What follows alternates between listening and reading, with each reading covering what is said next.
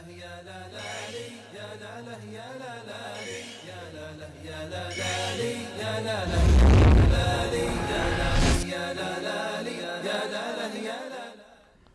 वालेकुम नाजरीन, आप देख रहे हैं विसाल उर्दू इंटरनेशनल पर प्रोग्राम बातचीत और मैं हूं मेज़बान ग़ुलाम नबी मदनी। नाज़रीन किराम, पाकिस्तान की सियासत शुरू से लेकर अब तक मरूसियत का शिकार है। आम आदमी कभी आगे नहीं आ सका। आम आदमी ने कभी मुल्क की खिदमत के लिए उसे मौका नहीं दिया गया। क्या वजह है कि एक ही ख़ानदान, पहले बाप, पहले दादा, फिर बाप और फिर पोता, और इस तरह एक सिलसिला है जो पाकिस्तान के अंदर चल रहा है। सियासत के अंदर हम देखते हैं पाकिस्तान पर जो हुक्मरानी करने वाले ख़ानदान हैं, अगर तफसील में जाएं तो तकरीबन 80 के करीब ऐसे ख़ानदान बनते हैं जो जागीरदार भी हैं और मरूसियत का शिकार भी हैं। पाकिस्तान की सियासत में ऐसा कई बार हुआ कि एक ही टेन्योर के अंदर बाप भी कौमी असम्बली का रुकन बना और बेटा भी बना, और ऐसा तो अब भी मौजूद है कि बाप कौमी असम्बली के रुकन हैं, बहू, बेटा, ये इसी तरह भाई वो सूबाई असम्बलियों के रुकन हैं।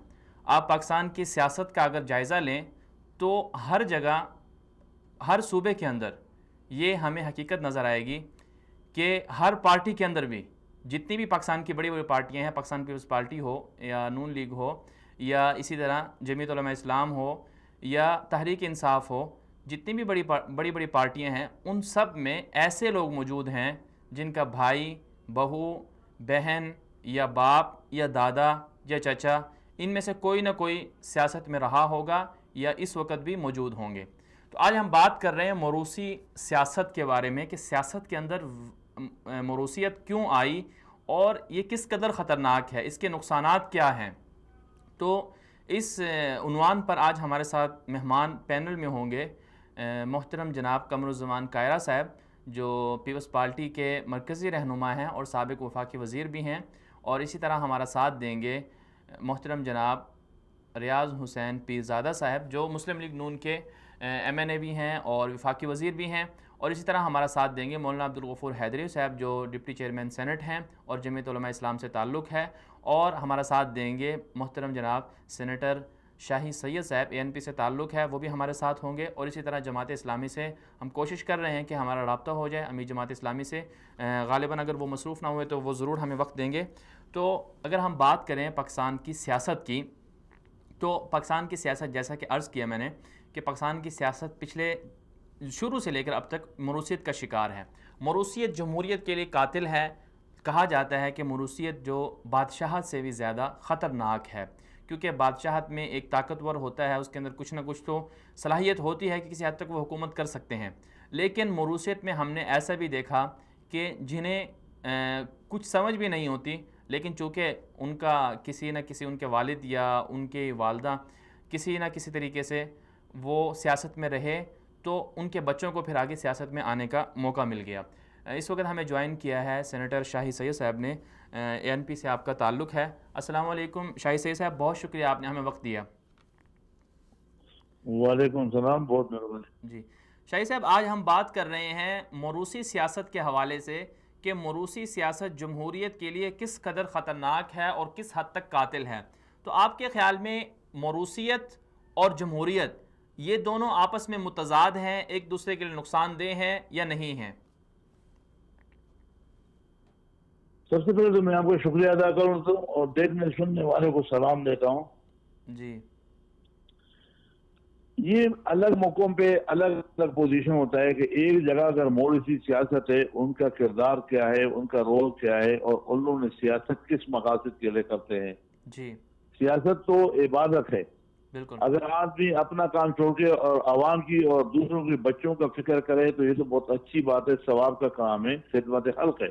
जी, बदकिस्मती से हमारे मुल्क में या हमारे इस दौर में हम सियासत धोखे को कहते हैं। किसी को धोखा देके हम कहते हैं कि हमने कैसी सियासत की, यानी कि हमने धोखा किया, जी, लिहाजा हम उसको सियासत समझते हैं।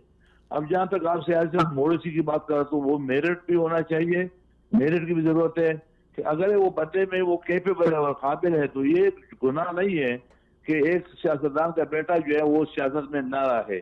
अगर डॉक्टर का बेटा डॉक्टर बन सकता है, इंजीनियर का बेटा इंजीनियर बन सकता है, तो सियासतदान का बेटा भी बनना चाहिए, उसका फॉलोअर क्या है और वो अपने पार्टी के लिए और उस मंशूर के लिए क्या है, जो हर पार्टी की अपना अपना मंशूर है।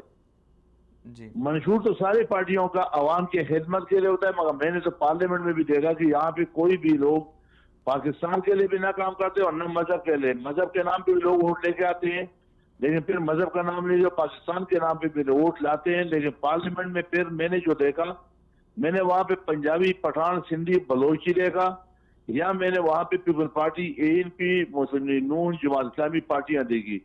वहां पे जी वो चीजें तो हमने जो आवाम को डिलीवर करना है, वो तो पार्लियामेंट अपना रोल तो अदा ही नहीं कर रहा। जी वो तो सिर्फ तनहाई ले रहे हैं और अपने अपने पार्टियों को सपोर्ट में लगे हुए होते हैं और अपने अपने कौमियत की बात करते हैं। जी ये इन चीजें तो ज्यादा है। जहां तक मोदी से सियासत है, तो मेरे ख्याल में ना उस पर कोई खातगान लगना चाहिए और ना उसको लाजमी करना चाहिए कि बस जिसका ना कहे तो सारी उम्र उसके पास रहेगा। नहीं, ऐसा भी नहीं होना चाहिए। जी वहां पे लोग, उनके फॉलोअर और उस पार्टी का अपना एक इदारे होते हैं, पार्टी जो चलती है। जैसे हमारे, मैं अपनी पार्टी का मिसाल देता हूँ, हमारा वार्ड यूसी सतह पे तंजीम होता है, फिर जिला में होता है और फिर सूबे में होता है, फिर मरकज में होता है। तो हमारा तरीका एक फोरम आता है कि हमारा काउंसिलर कैसे बनेगा, पार्टी का जो है सिंध कैबिनेट का जो है मेंबर कैसे बनेगा, मरकज का कैसे बनेगा, वो तरीका है हमारा, आईन है, मंशूर है।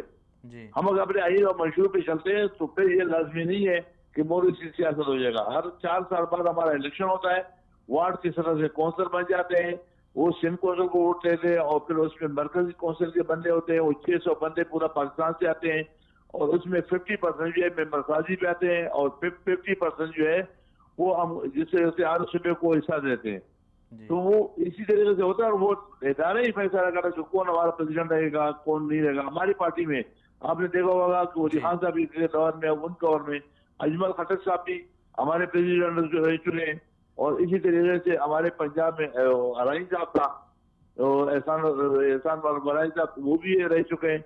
तो इस तरह से मुख्तलिफ पार्टियों का मुख्तलिफ मौजूआत है जी और मुख्तलिफ सिचुएशन है। जी शाही साहब, बिल्कुल आपने ठीक जिक्र किया कि जो सियासी मराहल होते हैं उनको तय करने के बाद कोई अपनी सलाहियत की बदौलत अगर आला ओहदे यानी पार्टी का सरबराह बन जाए तो इसमें कोई बड़ी बात नहीं है, और अगर किसी बाप का बेटा में अगर वो सलाहियत है वो आगे आ सकता है। लेकिन हम देखते हैं पाकिस्तान की जो बड़ी सियासी जमातें हैं, जैसे मुस्लिम लीग नून हो गई या इस्लामी पीपल्स पार्टी हो गई, जो उनके मौजूदा इस वक्त जो उनके ज़िम्मेदार हैं, जैसे बिलावल भुट्टो को देख लें या मरियम साहिबा को देख लें, वो जैसे आगे आना चाह रही हैं, तो आप क्या समझते हैं कि इसमें जो पुराने सियासतदान हैं जिनके 40-40 साल का अरसा गुजर जाता है पार्टियों के अंदर, वो उनके अंदर सलाहियतें, एबिलिटीज़ ज़्यादा होती हैं, लेकिन वो बेचारे गुलाम बन, उनका एक तस्वर ऐसा होता है जैसे वो गुलाम की हैसियत से खड़े हैं, लेकिन वो मजबूर होते हैं कि वो आगे नहीं आ पाते। तो इस हवाले से आप क्या कहेंगे कि ये एक रस्म है सियासी जमातों के अंदर, इसको कैसे ख़त्म किया जा सकता है?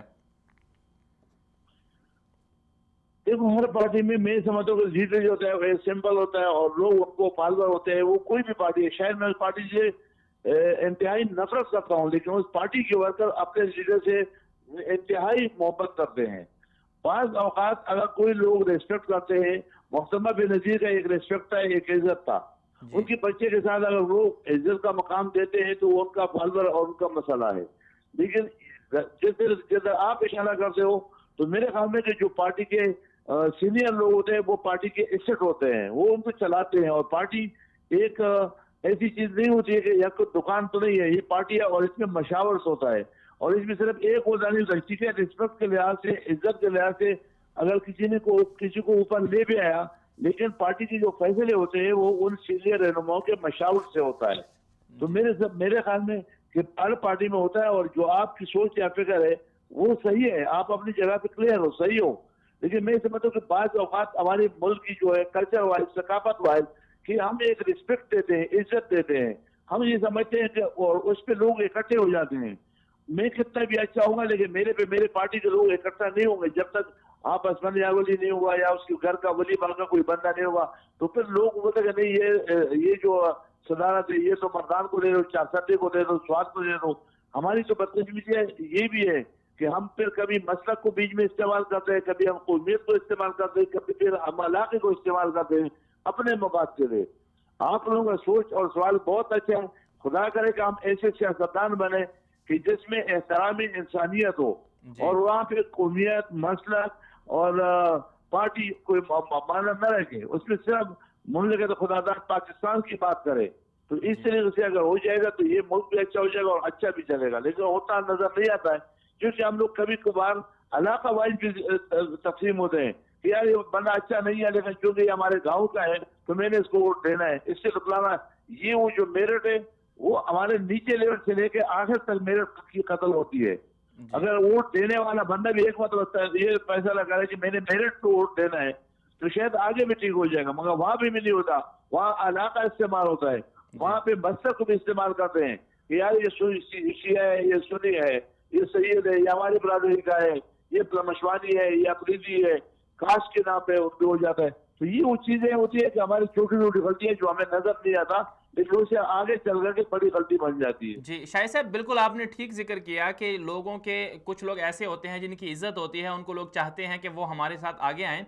लेकिन शाहिद साहब, हम जमात इस्लामी को देखें तो उनके अंदर एक सिस्टम है कि मरूसियत नहीं है, वहाँ पर बाप बेटा भाई आगे रिश्तेदार पूरी वो नहीं, सिलसिला नहीं है। और इसी तरह अगर MQM की किसी हद तक बात करें तो वहाँ भी बहुत ऐसे लोग हैं, तबके से वाले लोग हैं कि उनके रिश्तेदार नहीं हैं, लेकिन खुद ब खुद वो आगे आए हैं, आम लोगों को आगे लेकर आए हैं। तो ये एक अच्छा तासुर है, दुनिया में इसकी पहचान होती है। तो आपकी जमात में भी देखते हैं कि वली खान साहब के बाद उनके असफद यार वली साहब आए और इस तरह और हैं। तो इससे एक तसव्वुर ये जाता है दुनिया के अंदर कि जी यहाँ तो बस चंद एक ख़ानदान हैं, वही इसको खाते हैं, वही उसको चलाते हैं। तो इस रस्म को ख़त्म किया जाना चाहिए या नहीं किया जाना चाहिए? जहां तक मैं अपनी पार्टी की बात कर रहा हूँ तो चूंकि हम तो मुतमईन नसीब है, बादशाह खान बाबा जिससे जो फलसफा मिल गया था नाम मैरिज की, उसकी तो आज फिर मुस्लिम लीग की जरूरत है। आज अमरीका भी बंद होना चाहिए, आज तो सारी दुनिया चाह रहा है, लेकिन हमारे तो बुजुर्गों ने कुर्बानियां दी थी और उनका जो फलसफा था वो एहतराम इंसानियत पे था और सादगी पे था। तो वो हमको बादशाह खान बाबा के पहुंच की जगह पर भी नहीं पहुंच सकते हैं, लेकिन इस जगह पे वली खान साहब थे, वो अपने सियासत में एक उसूल था, उस जमाने में बात होती, उसका वर्ड और वजन होता था। लेकिन बदकिस्मती सियासत में आज जो है गाली और गलोच, और जो ज्यादा गालियां देगा या ज्यादा बदतमीजी करेगा तो बड़ा सियासतदान हो जाता है। उनकी अपने अखबार है, आसमानी आवली आपने देखा होगा सोशल मीडिया पे बहुत कम आते हैं, कभी कभार आते हैं और जो मौजूद होता है उसके पास कर रहे हैं। हमारे जैसे जो लीडर बन जाते हैं वो तो हर चैनल पे मैं खुद दिन में 4 या 5 इंटरव्यू करता हूँ, लेकिन आसमानी आवली आप देखोगे तो महीने में 2 महीने में कोई एक आध इंटरव्यू देगा और वो अपनी वो जो नजरिया या सोच या फिक्र है उसी की बात करेगा और वो एक उसूली सियासत होती है। तो इस लिहाज से तो मैं ये समझता हूँ कि वो गिराने जिनको अल्लाह ताला ने एक ऐसी बसीरत दी होती है, एक कुदरत दी होती है, तो उनकी अपनी रिस्पेक्ट होता है। लेकिन अगर जिस तरह से आप इशारा करते हो MQM का आपने बोला, तो मैं तो आज भी ये कह रहा हूँ कि MQM पार्टी नहीं है, वो तो एक माफिया है और वो बनबोरिया खुदा करे को सियासतदान हो जाए, खुदा करे को पार्टी बना रहे। ये आपका जो दूसरा मिसाल आपने, पहले मैं आपसे माफी चाहता हूँ, सुनने वाले से मैं माफी चाहता हूँ, लेकिन जमात इस्लामी जिस तरीके से मजहब का नाम इस्तेमाल कर रहे हैं, तो क्या ये जमात इस्लामी नाम रखना सही था? क्या वो काम जमात इस्लामी का काम कर रहा है या वो मजहब के लिए काम कर रहा है? वो वही पार्लियामेंट में करप्शन हो रहा है, वही पार्लियामेंट में रिश्वत हो रही है, वही पार्लियामेंट में बैठे हुए जहाँ गन ले। और मजहब में मुझे बताओ कि मजहब में आपका जमहूरियत कहाँ है? वहां तो तकवा है, परहेजगारी है, इबादत है।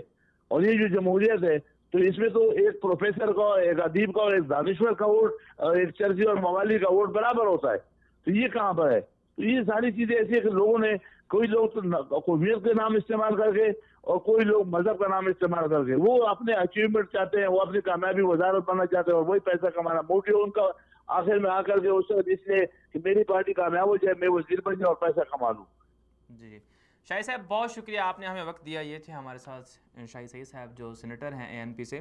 उनका भी यही कहना था कि सियासत अगर की जाए तो उसमें आवाम को सामने रखा जाए, आवाम के हुकूक़ का ख्याल रखा जाए और उनकी सियासत को इबादत समझ कर किया जाए। तो लेकिन जो असल सवाल है वो यही है कि ठीक है, आवाम की खिदमत होनी चाहिए, लेकिन क्या वजह है कि आवाम की खिदमत के लिए सिर्फ वही लोग आगे आते हैं जिनका किसी न किसी पार्टी से ताल्लुक़ होता है, या जिनके वालिदैन या जिनके पास असर व रसूख होता है, जिनके पास दौलत होती है, वही आते हैं, या उनके भाई आते हैं, या उनके बेटे आते हैं। तो एक ही पार्टी से, एक ही ख़ानदान से मुख्तलिफ़ लोग आगे आते हैं और फिर इसमें जैसे कि लोग कहते भी हैं और कहा भी जाता है दुनिया के अंदर कि ये इसमें कोई कबाहत भी नहीं है। ठीक है, किसी हद तक ये बात भी ठीक हो सकती है कि जी एक फ़ौजी का बेटा फ़ौजी बन सकता है, वकील का बेटा वकील बन सकता है, डॉक्टर का बेटा डॉक्टर बन सकता है, तो क्या वजह है एक सियासतदान का बेटा सियासतदान नहीं बन सकता? ये एतराज़ बिल्कुल अपनी जगह ठीक है, लेकिन सवाल ये है कि जो मौजूदा सूरत हाल है, पाकिस्तान की जो सूरत हाल है, मरूज़ी जो पाकिस्तान की सूरत हाल है, अगर हम उसका जायज़ा लें तो हमें जो लोग आगे आते हुए नज़र आते हैं, सलाहियतें अपनी जगह, वहाँ सिर्फ़ और सिर्फ पैसे को देखा जाता है, ओहदे को देखा जाता है, ख़ानदान को देखा जाता है, बरादरी को देखा जाता है, उस वजह से ये लोग आगे आते हैं। लेकिन जो एक पूरी इंसाफ के साथ, एतदाल के साथ जो तकसीम है, वो नहीं हमें नज़र आती। बहुत से लोग ऐसे होते हैं, उनमें सलाहियत होती है हर पार्टी के अंदर कि वो क़यादत कर सकते हैं, सरबराह बन सकते हैं, लेकिन उसके बावजूद सरबराह सिर्फ़ और सिर्फ उसको बनाया जाएगा जिसके ख़ानदान वाले जिसकी पार्टी होगी, जिसके ख़ानदान वाले जिनकी पार्टी होगी, उसके ख़ानदान में से किसी फ़र्द को चुना जाएगा। तो पाकिस्तान की जितनी भी बड़ी पार्टी आप देख लें, पीपल्स पार्टी को देख लें, पुरानी पार्टी है, भुट्टो के बाद उनकी साहिबजादी को आगे लाया गया। हालांकि उनके पोते पोतियाँ भी तो हैं, वो भी तो उसकी क़यादत कर सकते हैं, ठीक है। और इसी तरह जो दूसरे लोग हैं, जो उनके वर्कर हैं, जो सियासतदान हैं उस पार्टी के अंदर, उनमें से भी बहुत से एतजाज़ एहसन को आप देख लें, उनके अंदर बड़ी सलाहियत है, तो वो भी आगे आ सकते हैं, लेकिन मजबूर हैं। क्यों?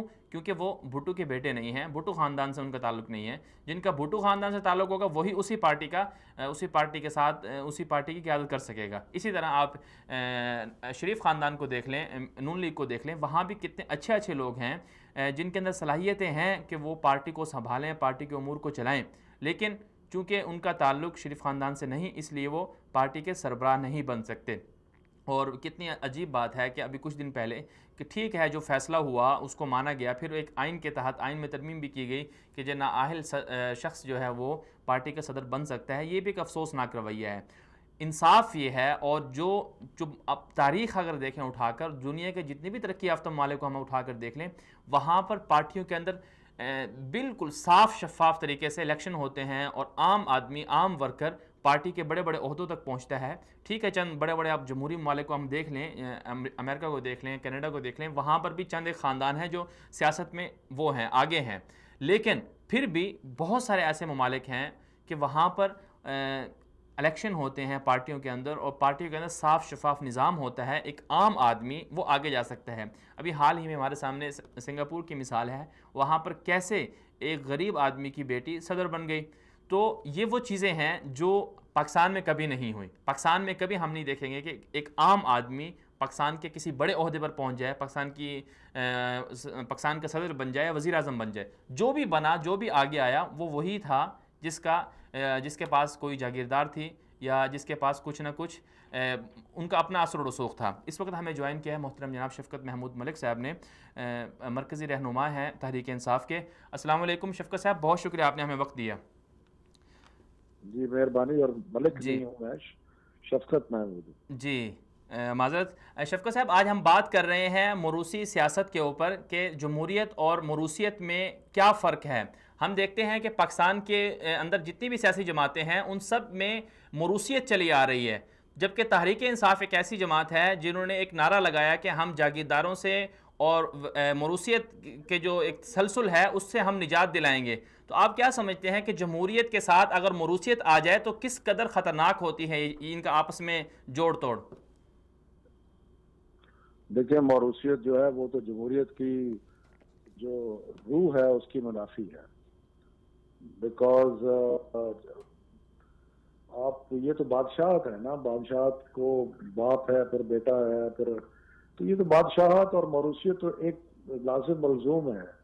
जमहूरियत और मरूसियत बिल्कुल एक दूसरे की नफी है। इसलिए हमारी जमात जो है वो बिल्कुल मरूसियत के खिलाफ है, और हम समझते हैं कि बिल्कुल मरूसियत जो है वो नहीं होनी चाहिए, और लेकिन नज़र हमें हर जगह आती है। जी शफ़क़त साहब, जो पाकिस्तान की दीगर सियासी जमातें हैं उनके अंदर मोरूसियत है, तो उस मोरूसियत की वजह से अवाम को बेतहाशा मसाइल का सामना करना पड़ा कि एक ही बंदा पूरी जमहूर के ऊपर हुक्मरानी करता है, गोया कि आमिराना तरीका इख्तियार हो गया। तो आम पाकिस्तान के अवाम को हम कैसे शऊर दे सकते हैं कि इन मोरूसी सियासतदानों से निजात हासिल कर सकें? देखिए, इसमें वक्त लगेगा, एक दिन में नहीं होगा ये एक साउथ एशिया की या जो बैकवर्ड सोसाइटीज हैं उनकी एक हकीकत है। बल्कि आप ये भी कह सकते हैं कुछ हद तक अमेरिका में बुश फैमिली जो है उसके कई, और कैनेडी फैमिली के लोग भी इलेक्ट हुए, लेकिन ये खासा आम तौर पे जो पसमानदा सोसाइटीज हैं उनका है, जहाँ पे लोग जो पॉलिटिक्स में नहीं आ सकते या जो उस वक्त जो हालात है उसमें वो अपना मुकाम पैदा नहीं कर सकते, इसलिए वो ये मौरूसियत जो है ये पनपती है। लेकिन जमहूरियत आगे नहीं बढ़ सकती जब तक इसका कला कमा ना किया जाए। जी, तहरीक इंसाफ के हवाले से आप क्या कहेंगे कि तहरीक इंसाफ किस तरह अपना किरदार अदा कर सकती है मौरूसियत के खात्मे के लिए? सबसे पहले तो आप अपने किरदार से कर सकते हैं ना। जी तो हमारी लीडर जो है उसने अपने बच्चों के बारे में कभी नहीं कहा कि वो भी सियासत में आएंगे, और हमारे जो बाकी अकाबरीन हैं उनमें हो कहीं कहीं है कि उनके बच्चे भी आ रहे हैं सियासत में, लेकिन बस ये कि मजबूरी हम इस सारे अमल के खिलाफ है, और हम ये कहते हैं कि जमहूरियत तभी पनप सकती है जब मौरूसियत खत्म। जी शफकत साहब, लेकिन एक और आपकी जमात पर एतराज़ होता है कि कुछ दिन पहले भी ऐसा हुआ कि पार्टी के अंदर इलेक्शन कभी थोड़ा सा ताख़ीर हुई, उसमें फिर बार बार ये भी सामने आया कि बिला मुकाबला इमरान खान साहब का इंतखाब हुआ। तो इस अमल में आप क्या समझते हैं कि सियासी जमातें जितनी भी हैं पाकिस्तान के अंदर, उनमें पार्टी के अंदर इलेक्शन हो और फिर आम आदमी आगे आए? आपका तो नारा ही ये है कि हम आम आदमी को आगे लेके आएंगे, पढ़े लिखे नौजवानों को आगे लेकर आएंगे। तो इसमें फिर इमरान खान साहब बार बार चेयरमैन मुंतखब हो जाते हैं, सरबराह मुंतखब हो जाते हैं। इस हवाले से आप आवाम को क्या तासुर देना चाहेंगे? देखिए, पहले तो बात यह है कि तहरीक इंसाफ वाहिद पार्टी है जिसने जेन्युइन किस्म के इंतखाबात कराए, जी, और हमारे जो अंदर ओहदे थे वो इंतखाबात की बुनियाद पे हुए। दूसरी बात यह है कि इमरान खान साहब की वजह से ये तहरीक इंसाफ चली है, बड़ी है, इसलिए उसके बारे में तो कोई डाउट नहीं है ना कि वो पार्टी के लीडर है। जी, तो लेकिन हम एक ऐसे अदारे बना रहे हैं कि जो आइंदा बाकायदा इलेक्शन हो, ताकि उससे ये लोग जो आगे आए पार्टी के अंदर वो ऐसे लोग हों जिनकी पार्टी की सपोर्ट। जी। अच्छा, आखिर में शफकत साहब ये बताइएगा कि नून लीग के हवाले से उनके अंदर जो मुख्तलिफ जो सियासतदान हैं वो नाराज़ हैं कि चूँकि उनके अपने ही ख़ानदान के मरीम नवाज़ साहबा आगे आना चाह रही हैं या हमज़ा साहब उनको लीड करना चाह रहे हैं। तो आप नून लीग का मुस्तकबिल क्या देखते हैं? क्या वहाँ पर मौरूसियत चल निकलेगी जैसे कि भुट्टो ख़ानदान में आगे चली है? मौरूसियत तो वहाँ पे बहुत बेशुमार है, दोनों भाई हैं, उनके बच्चे भी तैयार हो रहे हैं, जी, तो वो तो बिल्कुल आपको नजर आ रही है। बल्कि वहाँ तो सक्सेशन की जंग जारी है मुख्तलिफ बच्चों के दरमियान, तो वो आपको नजर आता है वहाँ पे। लेकिन इस तरीके से तो नून लीग का मुस्तकबिल बहुत मखदूश है। जी शफकत साहब, मेहरबानी। बहुत शुक्रिया शफकत साहब, आपने हमें वक्त दिया। ये थे हमारे साथ तहरीक इंसाफ के रहनुमा शफकत साहब। उनका भी यही कहना था कि तहरीक इंसाफ जो एक ऐसी जमात है जिसके अंदर जेन्युइन किस्म के इंतखाबात होते हैं, और मुस्तकबिल में भी वो कह रहे थे कि उनकी जमात के अंदर एक ऐसा निज़ाम होगा जिससे मौरूसियत की जो जरासीम है या मर्ज़ है वो ख़त्म किया जाए। लेकिन जो बरह रास्त अगर हम उनकी जमात का फ़िलहाल तजिया करें तो फ़िलहाल तो एक इमरान खान के गिर्द ही उनकी जमात घूमती है, लेकिन मुस्तकबिल में दौड़ तोड़ है उनके अपने जो बड़े मरकज़ी रहनुमा हैं कि कौन उस पार्टी को क़यादत करता है। लेकिन बहरहाल उस दीगर जमातों की बनिस्बत तहरीक इंसाफ के अंदर ये बात है, वहाँ मौरूसियत फ़िलहाल नहीं है, और मुस्तकबिल के बारे में कोई कहा नहीं जा सकता कि वहाँ पर मौरूसियत आगे आएगी या नहीं आएगी। यहाँ पर हम एक शॉर्ट ब्रेक लेते हैं, ब्रेक के बाद वापस आते हैं, हमारे साथ रहिएगा।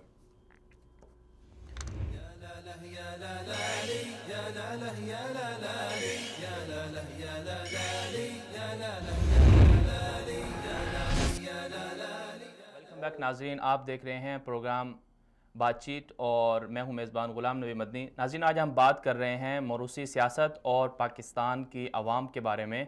अभी हमें ज्वाइन किया है मोहतरम जनाब क़मरुज़्ज़मान कायरा साहब ने, पीपल्स पार्टी के मरकज़ी रहनुमा हैं और साबिक़ वफाकी वज़ीर भी हैं। बहुत शुक्रिया कायरा साहब, आपने हमें वक्त दिया। कायरा साहब, आज हम बात कर रहे हैं मौरूसी सियासत के हवाले से। आप चूँकि काफ़ी अरसे से सियासत से वाबस्ता हैं, आपके ख्याल में दुनिया में ये बातें कही जाती हैं कि सियासत के साथ, जमहूरियत के साथ अगर मौरूसियत मिल जाए तो बहुत नुकसानदेह होती है। तो मौरूसियत जमहूरियत के लिए किस कदर ख़तरनाक है, इस हवाले से आप क्या कहेंगे?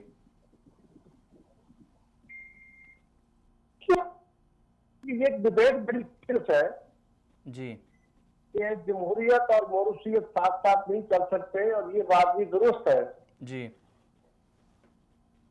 लेकिन एक बात और भी देखने की जरूरत है कि क्या जमहूरियत का कोई एक पैटर्न है जिसको सारी दुनिया में फॉलो किया जाएगा, या जमहूरियत मुख्तलिफ माशरों में इवॉल्व हुई है? जी। और ये मुआशरती रवैया भी जमहूरी होता है। सिर्फ कवानीन बना देने से, पार्लिमान बना देने से, आईन बना देने से जमहूरियत, सब्सटेंशियल डेमोक्रेसी नहीं आ सकती। जी बिल्कुल। एक बिल्कुल पहला फेज होता है जिसको मिनिमल डेमोक्रेसी कहा जाता है। वो डेमोक्रेसी होती है जो अवाम के जरिए हाकमियत होती है, जिस तरह डेवलपिंग वर्ल्ड में है। एक होती है पार्टिसिपेटरी डेमोक्रेसी, जिसमें लोगों के चुनाव के जरिए हुकूमतें बनती हैं, और एक होती है मैक्सिमल डेमोक्रेसी। वो डेमोक्रेसी जो आज वेस्ट में है वो पूरे समाज की ग्रोथ के तहत है। वहां से कॉन्सिडरेबल डेमोक्रेसी है जो government of the people, for the people, by the people, तीनों कैटेगरीज में आती है। तो ये बात समझने की है कि अगर हम ये बात कहें कि जी वरासती निजाम जो है ये बड़ा बुरा है और उसके साथ जमहूरियत नहीं जा सकती, तो यूरोप में भी ग्रेजुअल फेज आउट हुई है चीजें। हमारे मुआशरों ने डेमोक्रेटाइज होना है। हम पहले और दूसरे फेज की डेमोक्रेसी के फेज में हैं, और हमें तीसरे फेज तक पहुंचने के लिए सिर्फ कवानीन, सिर्फ पार्लिमान और आइन के जरिए नहीं, समाज के जरिए वो मैक्सिमल डेमोक्रेसी की तरफ जाना है। और जिसका जिक्र आप फरमाते हैं इस वक्त, क्योंकि सब कॉन्टिनेंट में या ये जो हमारा साइड है दुनिया की, इसमें खानदानों की, अफराद की बड़ी अहमियत है। लोग उनको फॉलो करते हैं। मिसाल के तौर पे मेरी जमात में शहीद जुल्फ़िकार अली भुट्टो के नवासे जनाब बिलावल भुट्टो जरदारी साहब, अपनी वालदा के बाद वो आए हैं, पहले वालदा उनकी आई अपने वालिद की शहादत के बाद। तो उसकी वजह यह है कि लोग उनको फॉलो करते हैं। बहुत सारे लोगों ने ट्राई की, लेकिन बाकियों को लोग कबूल नहीं करते, उनकी सेक्रीफाइसेस के हवाले से भी, और उनके यहाँ एक स्ट्रक्चर भी खड़ा। अब अगर इसी तरह हिंदुस्तान में है, इसी तरह बांग्लादेश में है, इसी तरह श्रीलंका में है, तो ये समाजी ग्रोथ है, एवोल्यूशन है। जब जो सोसाइटी इवॉल्व होंगी, जमहूरी इदारे तगड़े होंगे, ये फेज आउट हो जाएगा, फिजल आउट हो जाएगा वरासती निजाम। जी कायरा साहब, लेकिन जैसे आपने अभी जिक्र किया कि आपकी जमात में जो शख्सियत है उसको फॉलो किया जाता है, जैसे शहीद भुट्टो साहब को पहले फॉलो किया गया, फिर बेनज़ीर साहिबा को फॉलो किया गया, ऐसे ही बिलावल नहीं, मैंने कहा मेरे समाज में किया जाता है। जी। तो लेकिन कायरा साहब, ये एक और जो एतराज़ उठता है वो ये है कि जमहूरियत के अंदर जो जमहूरी निज़ाम है, इसके अंदर कि बहुत से ऐसे लोग भी हैं, सियासतदान, जो 40-40 साल का अरसा गुजार देते हैं पार्टी के अंदर। उनके अंदर काबिलियत, सलाहियत उनसे ज़्यादा होती है, जो बाद में आते हैं, जो नए होते हैं, तो लेकिन उनको आगे नहीं आने दिया जाता, बल्कि जो नौजवान होते हैं, जिनके पार्टी के जो सरबराह जैसे गुजरे हैं, जैसे आपकी जमात के अंदर है, उनको आगे कर दिया जाता है। तो इस हवाले से आप क्या कहेंगे? देखिए, मैंने गुजारिश की ना कि जमहूरियत तो वोटों का नाम है ना जी। उसको लोग वोट देते हैं, जिसके गिर्द जमात इकट्ठी होती है, जो मेंटर होता है, जो मैग्नेट होता है, जिसके गिर्द सुपरस्ट्रक्चर जमातों के भी खड़े होते हैं, और उसके नाम के, उसके मंशूर के, उसकी शख्सियत के वोट मिलते हैं। नेचुरली वो लीडर होता है। उससे ज्यादा पढ़े लिखे हो सकता है लोग हो, उससे ज्यादा तजुर्बे वाले लोग हो, लेकिन जिसको लोग फॉलो करें डेमोक्रेसी में, तो वही आगे लीड कर रहा होता है ना। और फिर ये जो वरासती हाकमियत है, ये किसी की पाबंद तो नहीं होती। मिसाल के तौर पे मुझे किसी कायदे कुलिये में बांधा हुआ तो नहीं है ना पीपल्स पार्टी में जी। इसी तरह पीपल्स पार्टी के बाकी कारकुन हैं। अगर हम समझते हैं कि हम वरासती हाकमियत के तहत नहीं चलना चाहते, तो हम छोड़ के अलग हो जाए। ये तो हमारी फ्री विल है कि हम उस खानदान की सेक्रीफाइसेस के तहत, उनकी कुर्बानियों के तहत, और फिर हमारा एक बाइंडिंग फोर्स वो बने हुए हैं। जब हमारा समाज, जब हमारा मुआशरा उस लेवल पे ग्रो करेगा कि हम इंफरादी तौर पे नहीं, इंस्टीट्यूशन पे बेस करेंगे, तो फिर सूरत हाल मुख्तलिफ होगी। ये किसी एक जमात की सूरत हाल नहीं है, ये समाज की सूरत हाल होती है। और वरासती निजाम समाज के साथ लिंक्ड है, किसी कानून के साथ नहीं है।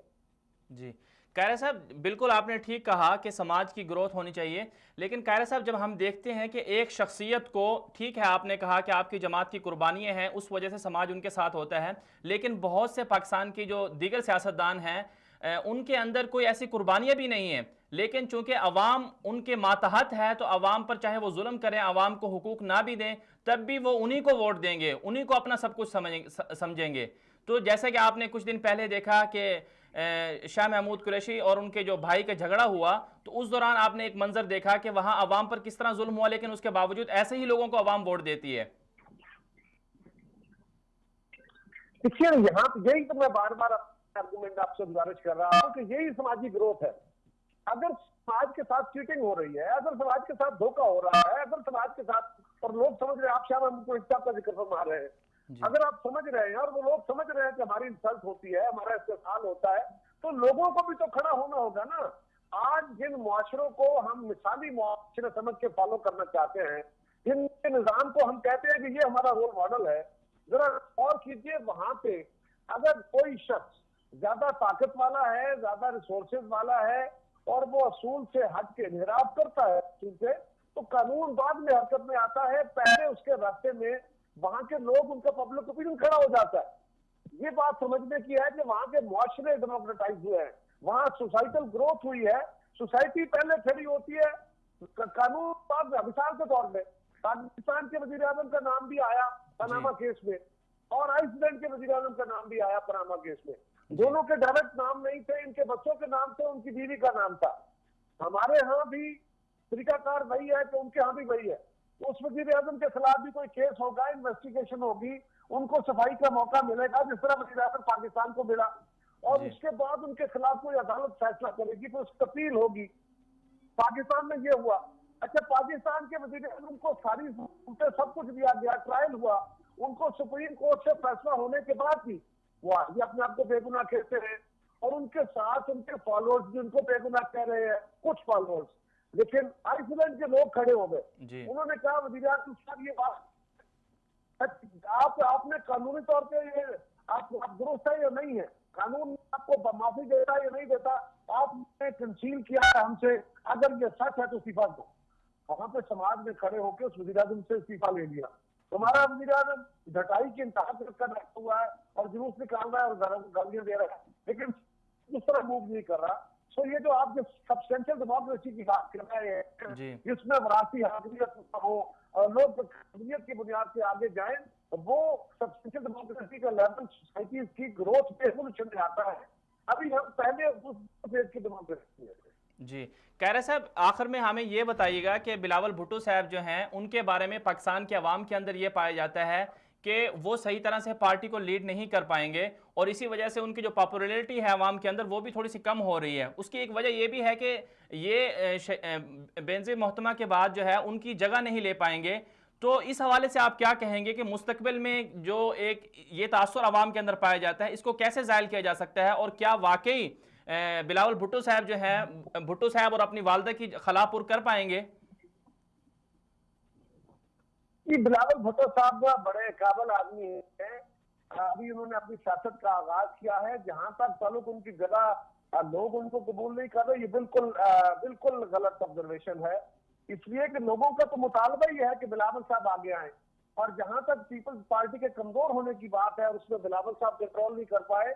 बिलावल साहब के पीपल्स पार्टी को टेक ओवर करने से पहले पीपल्स पार्टी की सूरत हाल जरा खराब हुई है। बिलावल साहब ने तो 2013 के इंतखाब के बाद पार्टी को टेक ओवर किया, इससे पहले नहीं किया। ये बात हमें समझने की जरूरत है, और लोग बिलावल साहब की बात सुनने आ रहे हैं, लोग उनको फॉलो कर रहे हैं। लोगों की डिमांड ये है कि बिलावल साहब should take the party from the front और लीड करें, और वो शुरू कर दिया उन्होंने। सो इंशाअल्लाह उनमें वो तमाम सलाहियतें मौजूद हैं, और पीपल्स पार्टी का एक बहुत बड़ा स्ट्रक्चर उनके साथ है। हमारे सीनियर्स हैं वो पूरे इल्म दानिश वाले भी हैं, तजुर्बे वाले भी हैं, और वो बिलावल साहब को मुकम्मल तौर पे सपोर्ट कर रहे हैं। बिल्कुल वो अपनी वालदा की और अपने नाना की जगह लेंगे। याद रखिए, पीपल्स पार्टी के लिए पहला वक्त नहीं है। पीपल्स पार्टी इससे पहले भी बहुत सारे चैलेंजेस से बरा हुई है, इससे भी होगी इंशाल्लाह। अच्छा कायरा साहब, बिलावल साहब को सामने रखते हुए आप मरियम नवाज साहबा को किस हद तक देखते हैं कि बिलावल साहब की तरबियत तो ठीक है, ख़ानदान का तसलसल है, पूरी रिवायत है, लेकिन मरियम साहबा के बारे में जब वो आगे आई तो उनकी पार्टी के अंदर इख्तलाफात हो गए, बहुत से लोग नाराज़ हो गए और वफाकी वज़ीर दाखिला जो साबिक थे उन्होंने भी एतराज़ किया कि हम उनको लीडर मानने के लिए तैयार नहीं है। तो आप इस हवाले से क्या कहना चाहेंगे? देखिए, मरियम बीबी का कोई मुवाजना नहीं है बिलावल साहब से। एक बात बड़ी वाज़ेह है कि जब तक मियां नवाज शरीफ साहब की जात के ऊपर उनका कुर्ब, उनकी अहलिया को कुर्ब उनको हासिल था और उनसे मुशावरत होती थी, तो मियां साहब की पॉलिसी में बहुत बैलेंस था और वो कम मसाइल पे शिकार थे। जब से मरियम बीबी को ये रसाई मिली है और उन्होंने ये जगह हासिल की कि वो अपने वालिद को इन्फ्लुएंस कर सके, उनको राय दे सके, उनकी राय मनवा सके, तो उसके बाद मियां नवाज शरीफ के लिए इदारा जाती क्रैशेस भी सामने आए हैं और उनके डिक्लाइन भी सामने आए हैं। जी, बहुत शुक्रिया कमर ज़मान कायरा साहब, आपने हमें वक्त दिया। ये थे हमारे साथ कमर ज़मान कायरा साहब। उन्होंने मरूसियत के हवाले से बहुत अच्छी बातें की। उन्होंने कहा कि दरअसल हम जमहूरियत में एक बहुत जो पहला स्टेज है उस पर हैं। जैसे जैसे हमारा मुल्क और समाज आगे ग्रोथ करेगा, उनमें शऊर आएगा, तो इंशाल्लाह जो आम आदमी है वो भी आगे आता रहेगा। ये उनका पॉइंट ऑफ व्यू था। यहाँ पर हम एक ब्रेक लेते हैं, ब्रेक के बाद वापस आते हैं, हमारे साथ रहिए।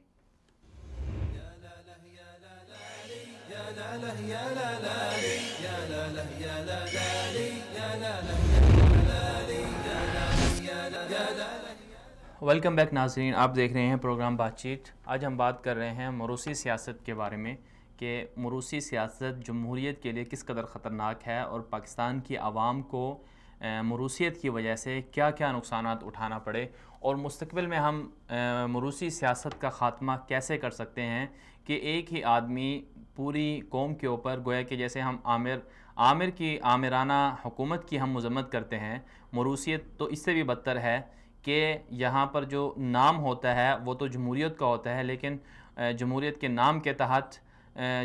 नाम के तहत एक ही बंदा पूरी कौम के फ़ैसले कर रहा होता है। इस वक्त हमें ज्वाइन किया है मोहतरम जनाब मौलाना अब्दुल गफूर हैदरी साहब ने, डिप्टी चेयरमैन सेनेट हैं और जमीयत उलमा इस्लाम से ताल्लुक़ है। अस्सलाम वालेकुम। जी वालेकुम सलाम। हैदरी साहब बहुत शुक्रिया, आपने हमें वक्त दिया। हैदरी साहब, आज हम बात कर रहे हैं सियासत के अंदर मरूसियत जब आ जाए तो जमहूरियत ख़त्म हो जाती है, तो मरूसियत जमहूरियत के लिए किस कदर खतरनाक है, आप इस हवाले से क्या कहेंगे? देखिए, मौरूसी सियासत जहां तक अगर बात इस तरह है कि जैसे कोई शाही खानदान के लोग होते हैं कि एक फौत होता है तो उसका बेटा, फिर कोई फैमिली के लोग, इस तरह चलते चलते, तो ये सिस्टम तो बहरहाल जमहूरियत में नहीं है जी। लेकिन ये है कि अगर किसी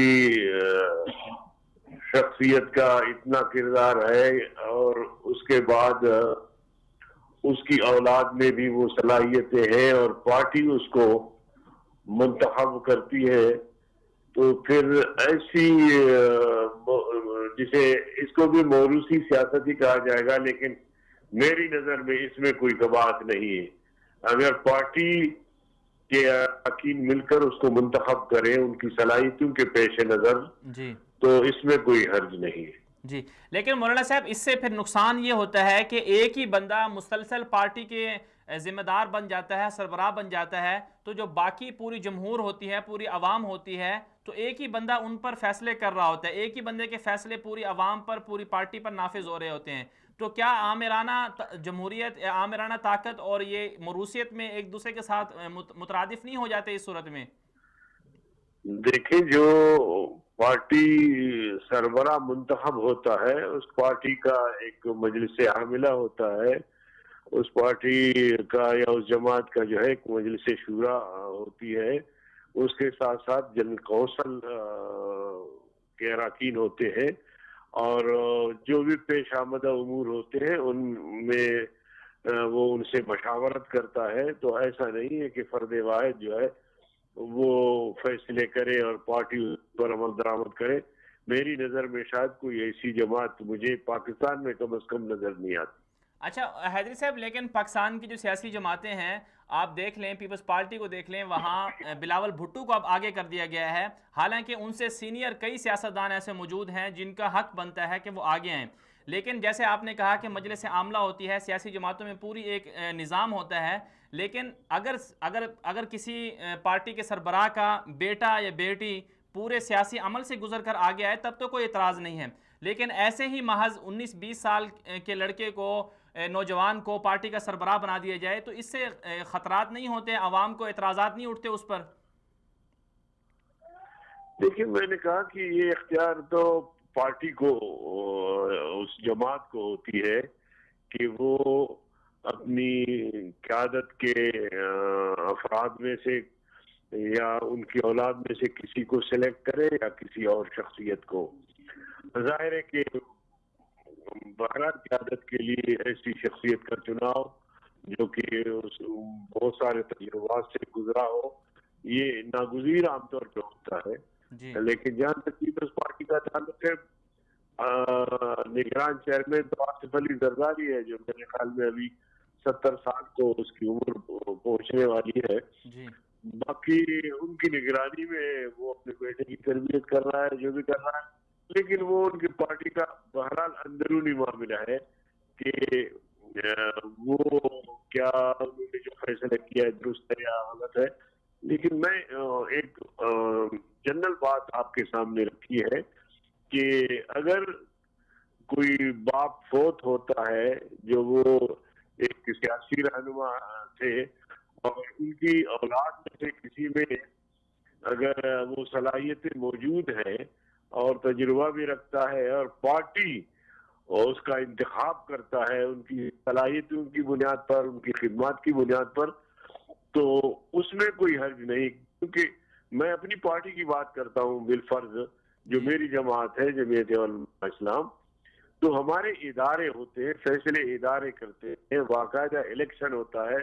मौलाना रहमान साहब का इंतखाब भी इलेक्शन के जरिए होता है। मैं खुद पार्टी का सेक्रेटरी जनरल मुंतखब होता हूँ तो भी इंतखाब के जरिए होता हूँ।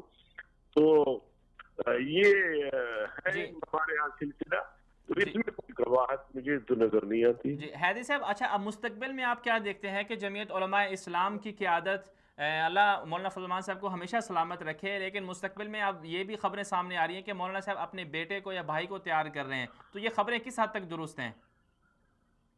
जमीयत में ऐसी कोई बात नहीं होती है कि किसी में सलाहियत होती है तो खुद उसकी सलाहियतें सामने आती है। मौलाना फजल रहमान साहब या हजरत मुफ्ती साहब और जो एक खानदानी उनकी खिदमत है, जदोजहद है, या जमीयत उलमा इस्लाम के हवाले से जो जदोजहद है, वो अपनी जगह पे एक मुसल्लम है। लेकिन बात ये है कि ये कहना कि जी ये इस तरह होगा, तो ये सारी चीजें वो जमात ही करती है। मौलाना फजल रहमान साहब का इंतखाब भी जमात ने ही किया था और अल्लाह ताला मौलाना साहब को हमारी जिंदगी भी दे और वो हमेशा अल्लाह उनको सही सलामत रखे। तो इंशाल्लाह कोई ऐसी बात तो हमारे यहाँ नहीं है।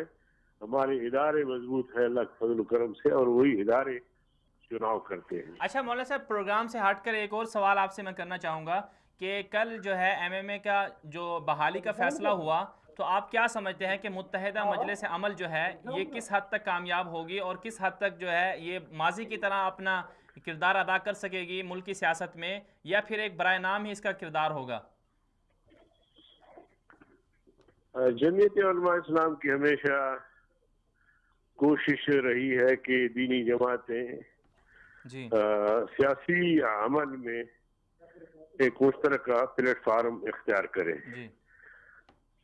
और MMA की गैर फाल होने के बाद भी हमने इस जरूरत को महसूस किया और मुसलसल इस हवाले से हमारी कोशिशें रही। फिर एक मरहला वो भी आया कि पार्टी ने एक कमेटी बनाई मेरी सरबराही में और तमाम उन जमातों से राबिते के लिए जो MMA में शामिल थी।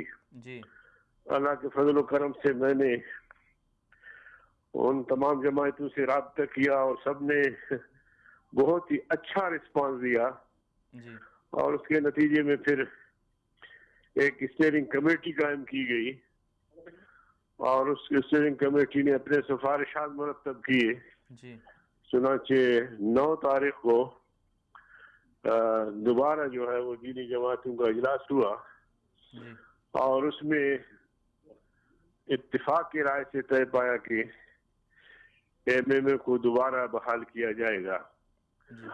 तो अल्लाह का शुक्र है, अब आने वाले इजलास में इंशाअल्लाह उसका बाज़ाबिता ऐलान किया जाएगा जी। और इस इत्तेहाद का आने वाले इलेक्शन पे भी अच्छे असरात मुरतब होंगे। जी। और इसी तरह जो इस वक्त जो सियासी फिजा है या मजहबी जो फिरकवाराना कशीदगी बढ़ती जा रही है हमारे यहाँ, तो उस मजहबी फिरकवारियत को कम करने के लिए भी इंशाअल्लाह इसके असरात जो है वो पड़ेंगे, क्योंकि इस इत्तेहाद में तमाम दीनी, सियासी, मजहबी कुव्वतें सब शामिल हैं।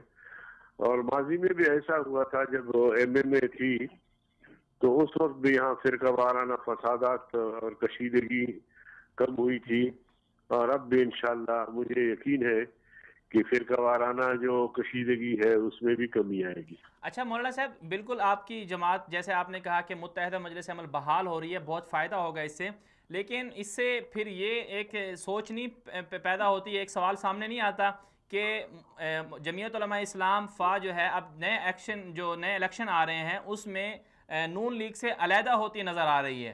तो आप क्या समझते हैं कि मजलिस अमल, मुत्तहिदा मजलिस अमल के प्लेटफार्म पे जब आप आ जाएंगे तो इसका मतलब ये होगा कि बराह रास्त आप नून लीग से अलहदा हो गए हैं?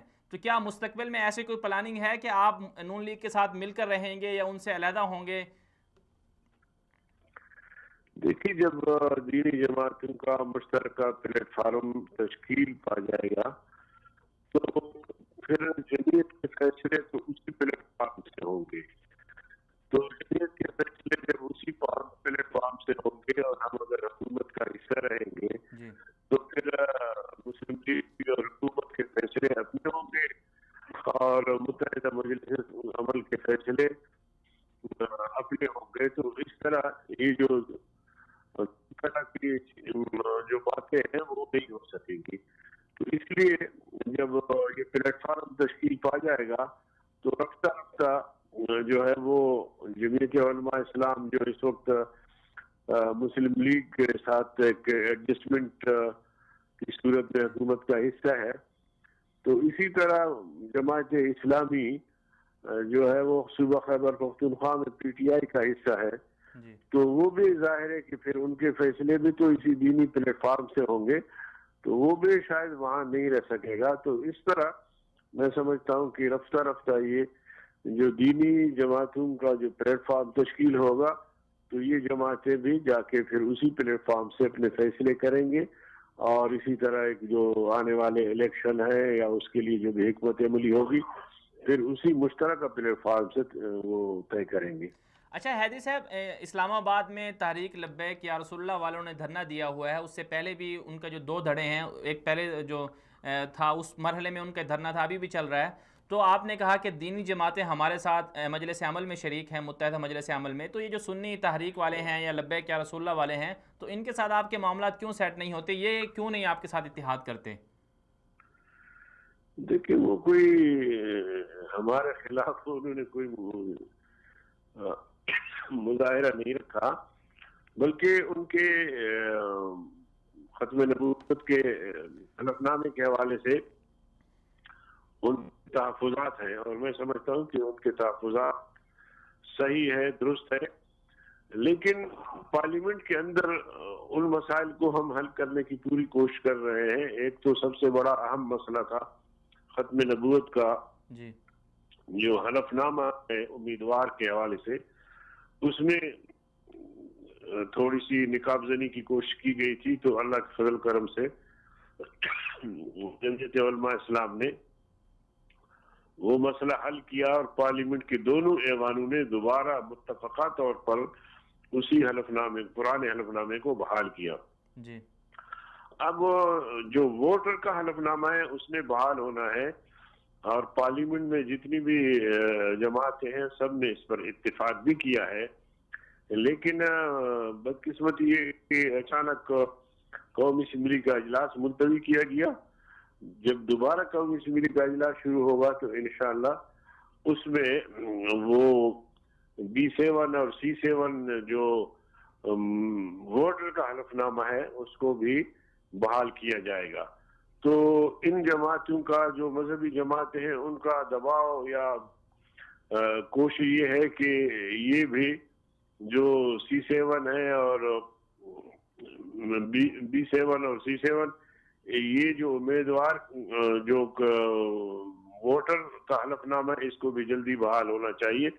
मैं समझता हूँ कि ये उनका मजहबी फरीजा भी बनता है। हम पार्लियामेंट के अंदर जद्दोजहद कर रहे हैं और वो बाहर अगर कोशिश कर रहे हैं तो ये अच्छी बात है, कोई बुरी बात नहीं है। जी। अच्छा, ये लब्बैक या रसूलुल्लाह वालों को आप मुत्तहदा मजलिस अमल में शरीक करेंगे? क्योंकि इन्होंने पेशावर के इलेक्शन में अच्छे खासे वोट लिए हैं, तो इनकी ज़रूरत तो आपको पड़ेगी कि ये भी आपके साथ शामिल हो जाएं। देखिए, पहले मरहले पर तो जो मुत्तहदा मजलिस अमल में जमाते हैं उनका एक मुश्तरका प्लेटफॉर्म तश्कील पाएगा। उसके बाद बाहमी मशावरत से जो दीनी जमातें MMA की प्लेटफॉर्म से इलेक्शन में हिस्सा लेना चाहेंगी तो हम उनको दावत देंगे और उनको शामिल करने की कोशिश करेंगे। जी, बहुत शुक्रिया मौलाना अब्दुल गफूर हैदरी साहब। ये थे हमारे साथ डिप्टी चेयरमैन सेनेट मौलाना अब्दुल गफूर हैदरी साहब। आज हम बात कर रहे थे मोरूसी सियासत के हवाले से, उसमें ज़िमनी कुछ बातें भी हुई। तो मोरूसी सियासत पाकिस्तान के लिए नुकसानदेह है या ख़तरनाक है, इस हवाले से आपने प्रोग्राम को सुना और देखा। तो जहाँ तक मोरूसियत के ख़ात्मे की बात है, बिल्कुल ठीक है, इसमें कोई दो राय नहीं है कि अगर बेटे में सलाहियत है तो वो आगे आ सकता है। लेकिन जितने भी सियासी हवाले से, जितने भी जो सियासी मराहल हैं उनको तय करके आगे आया जाए तो ये इस पर फिर कोई इतराज़ नहीं होगा। हमारे यहाँ बदकिस्मती से ऐसा नहीं होता, बल्कि अकीदत में ही जो बाप के बाद बेटा, भाई, बेटी, बहू, इस तरह पूरा एक सिलसिला चलता है। ये ख़तरनाक होता है। अवाम को इस सिलसिले में अपना किरदार अदा करना होगा कि मोरूसियत का पाकिस्तान से ख़ात्मा हो जाए। मोरूसियत जहाँ भी होगी, चाहे सियासत में होगी, चाहे मज़हब के अंदर होगी, जहाँ कहीं भी जिस इदारे में मोरूसियत होगी वहाँ नुकसानात ये होंगे कि एक ही बंदा या एक ही ख़ानदान पूरे के पूरे इदारे को, पूरे के पूरे सिस्टम को चलाने की कोशिश करेगा और अपने फ़ैसले उस पर नाफिज करेगा। और ज़ाहिर सी बात है कि एक बंदे के जो फ़ैसले होते हैं वो इदारे के लिए या सिस्टम के लिए किस कदर ख़तरनाक होते हैं वो सब दुनिया जानती है, तारीख़ उसकी गवाह है। आपको आज हमारा ये प्रोग्राम कैसा लगा, इस हवाले से आप हमें फ़ीडबैक दे सकते हैं। विसाल उर्दू के ऑफिशियल पेज को आप ज्वाइन कर सकते हैं फेसबुक पर, और इसी तरह प्रोग्राम बातचीत के ऑफिशियल पेज को भी फेसबुक पर आप देख सकते हैं, ज्वाइन कर सकते हैं और फ़ीडबैक दे सकते हैं। आज के लिए इतना ही, इजाज़त दीजिए, अल्लाह हाफ़िज़।